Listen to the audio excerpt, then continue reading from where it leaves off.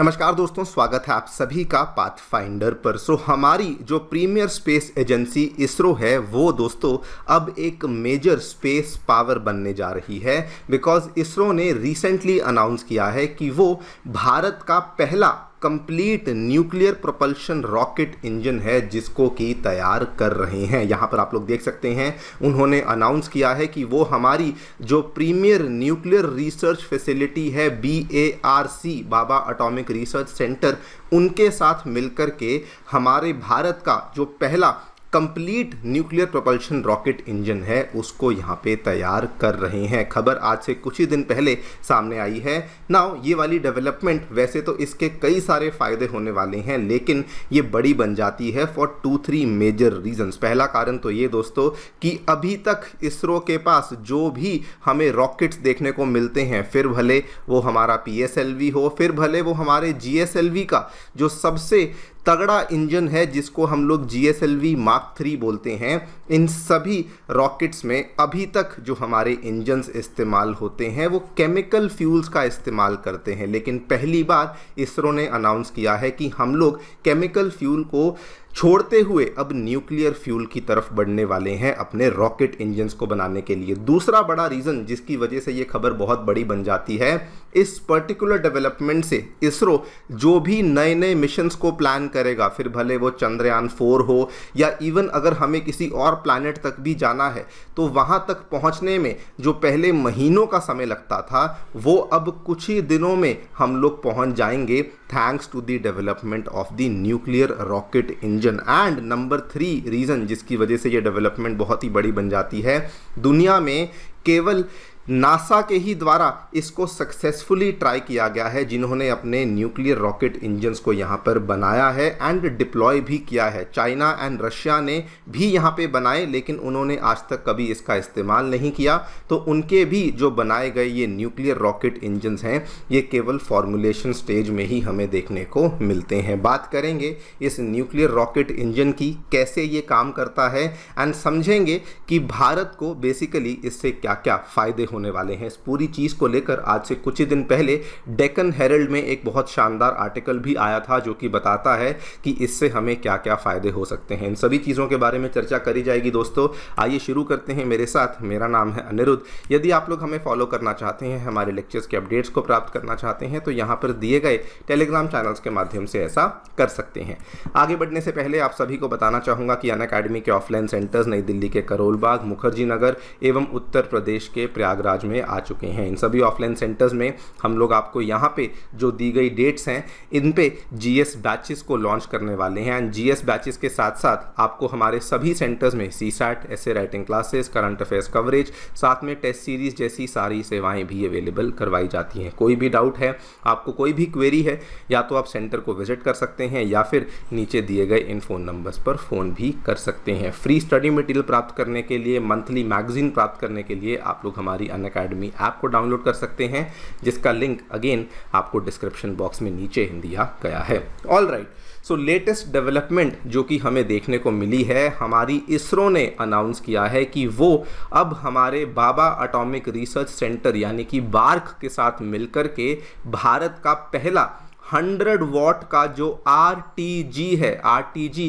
Basically एक nuclear rocket engine है, उसको हम लोग यहाँ पर तैयार करने जा रहे हैं। टू अंडरस्टैंड कि एग्जैक्टली ये RTG क्या होता है, हमें सबसे पहले समझना होगा न्यूक्लियर प्रोपल्शन के बारे में। तो जैसे अभी तक जो हमारे अलग अलग जो रॉकेट्स हैं, जो अलग अलग हमारे लॉन्च व्हीकल्स हैं, वो केमिकल फ्यूल्स का इस्तेमाल करते हैं। लेकिन न्यूक्लियर प्रोपल्शन के केस में क्या होता है कि किसी प्रकार की न्यूक्लियर रिएक्शन होती है जो कि न्यूक्लियर फ्यूल्स के बीच में होती है, जिसके बेसिस पे आपके रॉकेट को जो पावर सोर्स है वो अवेलेबल करवाया जाता है। Now to put it very very simply, ये एक ऐसी टेक्नोलॉजी होती है जिसमें कि आपको थ्रस्ट बहुत ज़्यादा देखने को मिलता है, आपको जो प्रोपेलेंट एफिशिएंसी है वो भी केमिकल रॉकेट्स की तुलना में 2 गुना देखने को मिलती है, एंड आप ज़्यादा वेट यहाँ पे कैरी कर सकते हैं as compared to the chemical rockets, यानी कि आपकी पेलोड कैरी करने की क्षमता भी काफ़ी बढ़ जाती है। ये फंक्शन कैसे करते हैं?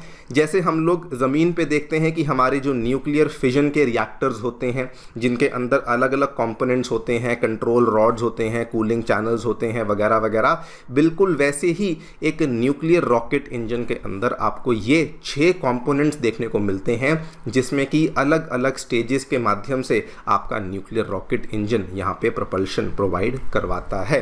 नाउ सबसे मज़े की बात यह है कि इंडिया ऑलरेडी एक प्रिलिमिनरी स्टेज का न्यूक्लियर रॉकेट इंजन पहले ही तैयार कर चुका है, बल्कि केवल तैयार नहीं, हम लोग उसका सक्सेसफुली इस्तेमाल भी कर चुके हैं। याद कीजिए पिछले साल जो चंद्रयान 3 का मिशन जो कि हमारा सक्सेसफुल हुआ था, उसके दोस्तों जो प्रोपेलर मॉड्यूल था जो कि अभी भी मून के इर्द गिर्द घूम रहा है, वो वाला जो प्रोपेलर मॉड्यूल था उसके अंदर जो एक इंजन लगा हुआ था, उसकी जो पहली स्टेज थी वो इसरो के द्वारा एक एटॉमिक पावर्ड इंजन का इस्तेमाल किया गया था। जी हाँ, चंद्रयान 3 का जो प्रोपल्शन मॉड्यूल जो अभी भी मून के अराउंड ऑर्बिटिंग कर रहा है, उसके अंदर इसरो के द्वारा 2 रेडियो आइसोटोप हीटिंग यूनिट्स का इस्तेमाल किया गया था। यहाँ पर आप लोग देख भी सकते हैं ये डेवलपमेंट पिछले साल ही सामने आई थी। चंद्रयान 3 की जो बहुत बड़ी अचीवमेंट थी कि न्यूक्लियर एनर्जी के माध्यम से प्रोपल्शन मॉड्यूल को यहाँ पे पावर किया गया था। नाउ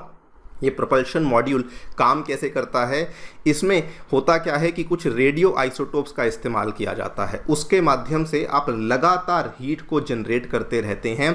जैसे जैसे आपका रेडियो एक्टिव आइसोटोप डीके करता रहता है वैसे वैसे वो हीट को जनरेट करता रहता है। इसका फ़ायदा क्या होता है? अब जो ये रेडियो आइसोटोप्स होते हैं इनकी हाफ लाइफ बहुत ज़्यादा होती है, यानी कि डीके होने में समय बहुत लगता है, जिसके माध्यम से आपका जो स्पेसक्राफ्ट है उसको एक रिलायबल और एक long lasting source of heat मिल जाता है उसके अलग अलग कंपोनेंट्स और इंस्ट्रूमेंट्स को फंक्शन करने के लिए। एंड इसमें जो हमने आइसोटोप्स का इस्तेमाल किया था वो मेनली प्लूटोनियम 238 था, जिसको कि हम लोग इस्तेमाल करते हैं in the form of plutonium dioxide. और क्योंकि इसकी हाफ लाइफ बहुत ज़्यादा होती है तो टेक्निकली ये बहुत सालों तक वहाँ पे फंक्शन कर पाता है। इसका फ़ायदा ये भी होता है क्योंकि जो जनरली आउटर स्पेस के एनवायरनमेंट्स होते हैं वो बहुत ज़्यादा ठंडे होते हैं। किसी भी और सेलेस्टियल बॉडी पे चले जाएं तो आम तौर पे जो एनवायरनमेंट होता है वो बहुत ठंडा होता है, और अगर आप रेडियो आइसोटोप्स का इस्तेमाल करते हैं तो वो आपको एडिक्वेट हीट भी वहाँ पे प्रोवाइड कर देते हैं, जिसके माध्यम से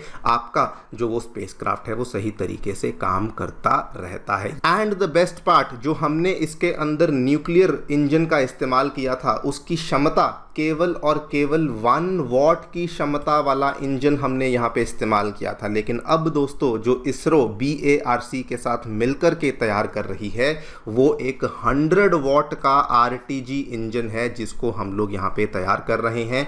इसका फ़ायदा क्या होगा? हम लोग बड़े बड़े लॉन्चेस कर पाएंगे। अगर हमें बहुत दूर दराज की सेलेस्टियल बॉडीज़ को एक्सप्लोर करना है उसमें भी इसरो अब उतर पाएगा। एंड अगर हमें बड़े बड़े अनमैन्ड मिशंस प्लान करने हैं तो वो सारे के सारे काम भी इसरो के द्वारा अब सक्सेसफुली किए जाने लग जाएंगे। दैट इज़ द रीज़न कि अब हम लोग इतना बड़ा यहाँ पर लीप है जो कि इसरो के द्वारा लिया जा रहा है। इसके बेनिफिट्स और भी कई सारे होंगे। आपको मैं उदाहरण से बता दूं कि मार्स पे जो रोवर्स भेजे गए हैं जो कि नासा ने भेजे हैं, फॉर एग्जांपल क्यूरियोसिटी हुआ, परसिवेरेंस हुआ, उसमें भी हमें रेडियो आइसोटोप हीटिंग यूनिट्स देखने को मिलते हैं क्योंकि मार्स का भी जो एनवायरनमेंट है वो बहुत ज़्यादा ठंडा है, तो वहाँ पर आपको उनको गर्मी देने के लिए, वार्म रखने के लिए इस तरह के इंस्ट्रूमेंट्स का इस्तेमाल किया जाता है। तो इससे आपका स्पेसक्राफ्ट चलता रहता है। And the best part is कि आपका स्पेसक्राफ्ट बहुत सालों तक वहाँ पे चल सकता है जो कि साइंटिफिक रिसर्च वहाँ पर कर पाएगा। इवन आपको पुराने उदाहरण दे दूं, नासा के द्वारा वोएजर 1, वोएजर 2 बहुत पुराने जो स्पेसक्राफ्ट लॉन्च किए थे, 50-50 साल हो चुके हैं, अभी भी वो इंटरस्टेलर स्पेस में कहीं ट्रैवल कर रहे हैं, सोलर सिस्टम के बाहर ट्रैवल कर रहे हैं। वो आज इसीलिए चल पा रहे हैं बिकॉज उसके अंदर रेडियो आइसोटोप हीटिंग यूनिट्स का इस्तेमाल किया गया था, जो कि अभी भी उनको वहाँ पे पावर दे रहे हैं। तो ये सारे के सारे फ़ायदे हमें भी होंगे जब हम लोग हमारे इस इंजन को फाइनली डेवलप कर लेंगे। बाकी आप लोग जो भी सोचते हैं डेफिनेटली बताएं हमें कमेंट सेक्शन में। Thank you so much for listening, stay tuned.